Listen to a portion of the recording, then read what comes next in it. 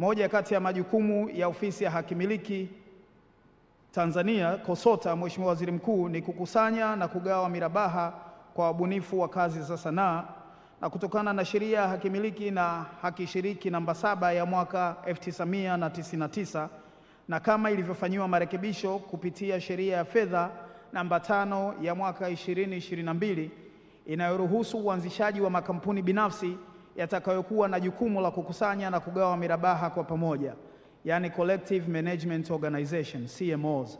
Vile vile mabadiliko hayo ya sheria yalipelekea chanzo kingine kipya cha mapato kijulikanacho kama tozo ya hakimiliki, yani blank tap levy. Tozo ya hakimiliki, Mheshimiwa Waziri Mkuu, inakusanywa kwenye uingizaji wa vifaa vinavyotumika kuzalisha, kubeba na kusambaza kazi za wabunifu.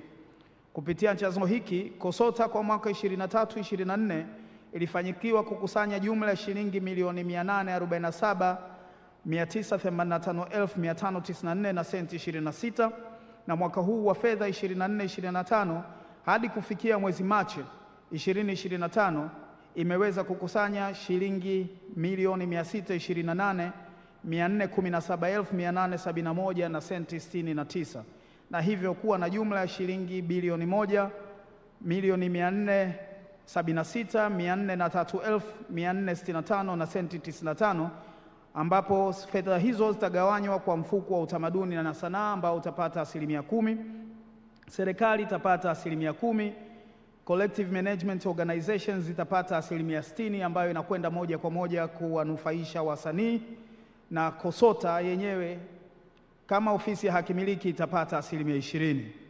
KOSOTA imeimarisha mfumo wa usajili kwa lengo la kusogeza huduma karibu na wasaidizi. Mfumo huu unapatikana kupitia tovuti ya KOSOTA www.kosota.go.tz au linki ya mfumo ambayo ni www.hakimiliki.go.tz, na mfumo huo utaunganishwa na mfumo wa BASATA na Bodi ya Filamu hivi karibuni ili kurahisisha utoaji wa huduma kwa wadau. Tunaomba viongozi, maafisa wetu, wadau wa sekta binafsi na wananchi wote kushiriki safari hii ya mageuzi inayoleta matumaini makubwa. Kwa pamoja tutaijenga Tanzania inayojivunia utamaduni wake, inayoenzi maadili yake na inayotambua vipaji vyake kama rasilimali ya kitaifa, kama kauli mbiu isemavyo: utamaduni, sanaa na michezo, msingi wa maadili ya Tanzania. Shiriki uchaguzi mkuu 2025. Kwa haya machache, Mheshimiwa Waziri Mkuu, naomba kuwasilisha, na asanteni sana kwa kunisikiliza. Mwanefei Mkoi Omeki Okangami.